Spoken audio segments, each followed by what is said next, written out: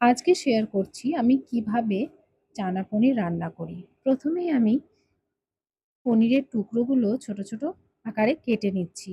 এই থালাটায় এখন আমার কাছে চপিং বোর্ড। অপরদিকে আমি কিন্তু ৪ ঘন্টা আগে চানা জলে ভিজিয়ে রেখেছিলাম। যেটা এখন ভিজে গেছে। এবার প্রেশার কুকারে এটা দেব।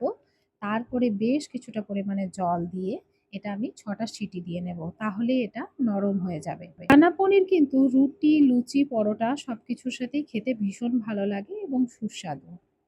এদিকে আমি কড়াইয়ে ২ টেবিল চামচ মতন সর্ষের তেল দিয়ে এটা গরম করে নিয়ে পনিরের যে টুকরোগুলো ছিল সেগুলোকে একটু লাল, লাল করে ভেজে নেব। তাহলে এটা খেতেও ভালো লাগবে, আবার পনিরগুলো চানার সাথে ভেঙে যাবে না।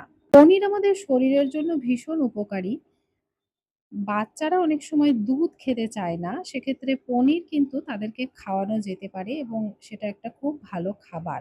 পনিরের বিভিন্ন রকমের তরকারি করে তাদের দেওয়া যেতে পারে।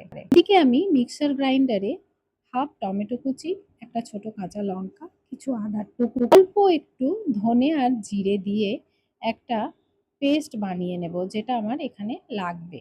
আপনারা শিলনোড়াতেও বেটে নিতে পারেন। এদিকে আমার চানাটা কিন্তু সেদ্ধ হয়ে গেছে। এবার যেই অবশিষ্ট তেলটা ছিল সেখানেই তেজপাতা, শুকনো লঙ্কা আর আমি একটু ফোড়নে ৫ ফোড়ন ব্যবহার করছি। আপনারা জিরে ফোড়ন বা অন্য গোটা গরম মসলার ফোড়নও ব্যবহার করতে পারেন।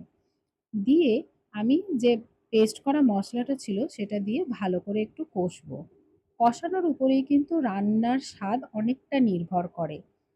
অল্প, অল্প গরম জল দিয়ে মশলাটাকে ভালো করে কষতে থাকবো।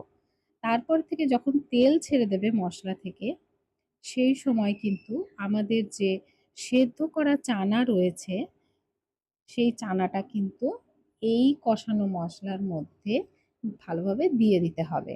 এবার যে ভাজা পনিরের টুকরোগুলো ছিল, সেগুলোও কিন্তু আমি দিয়ে দেব এখনই।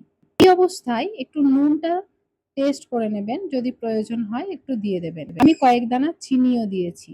একটা হাতার সাহায্যে আমি একটু ভেঙে নিচ্ছি। সবশেষে আমি ১ চামচ গরম মসলা দিয়েছিলাম, যেটা এখানে দেখাতে ভুলে গেছি। আমার রান্নাটি কেমন লাগলো অবশ্যই একটি ছোট্ট কমেন্ট করে জানাবেন।